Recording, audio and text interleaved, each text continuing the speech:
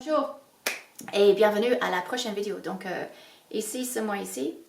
C'est une vidéo qu'on vient de me demander de faire. J'étais en Belgique pendant 2 semaines pour donner des stages. Dans ces stages-là, je me suis rendu compte que je voyage énormément, donc aux États-Unis, en Australie, en Asie, etc. Et je vois que c'est les mêmes erreurs, on va dire plutôt les mêmes faiblesses qui reviennent souvent. Aujourd'hui, ce que je constate, c'est le problème ne vient pas de la technique. Les artistes deviennent plus en plus forts, avec une meilleure technicité, mais cette technicité, pour le moment, est en train de rendre beaucoup de peintures plus vides sur un plan émotionnel. J'aime pas le dire, mais c'est vrai.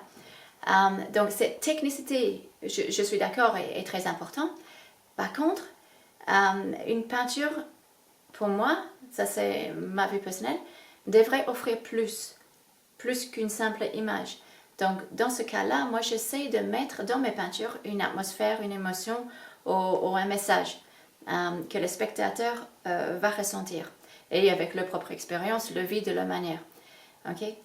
Le problème que je vois, c'est que les formes, si c'est un portrait, les visages, donc les yeux sont, je dirais pas intégrés dans le visage, la forme du visage n'est pas intégrée dans le fond, les cheveux, principalement les yeux ou la bouche, devient presque séparés, pas intégrés dans l'ensemble des éléments, les éléments de la peinture, donc couleur, valeur, forme, et ces éléments devraient donner suite à une peinture, à une impression, un moment dans le temps que l'artiste a essayé de capturer.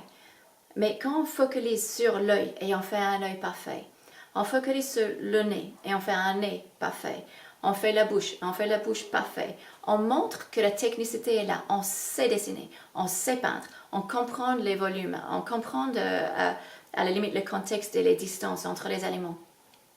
Mais quand je dis ça, je parle d'un portrait. Mais c'est la même chose pour une nature morte. C'est la même chose pour un paysage. C'est la même chose pour les bâtiments. Quand on essaie de tout expliquer, vous allez rendre le sujet plus froid. Vous allez rendre le sujet plus stérile sur un plan émotionnel. Tout simplement parce que si vous avez toutes les informations dans la peinture, il n'y a rien que le spectateur doit ajouter lui-même. Donc, au lieu de faire partie de la peinture, au lieu d'avoir une expérience avec la peinture, il le voit, tout est expliqué, je comprends tout, et puis je ne peux rien ajouter, donc je m'en vais. Je vais aller regarder la peinture à côté.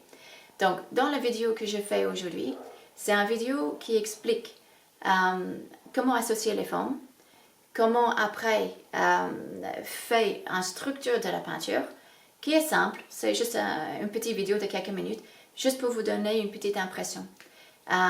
Donc, pour ceux qui veulent venir 2019, il y a encore quelques places. Je viens d'ajouter quelques stages, encore quelques places dans quelques stages cette année, principalement dans mon atelier, mais il fait magnifique en Dordogne, donc bienvenue. Et sinon, pour ceux qui ne viennent pas, je vous aime quand même, et puis je vous dis à la mois prochain. D'accord? Bonne peinture et bonne vidéo. À bientôt.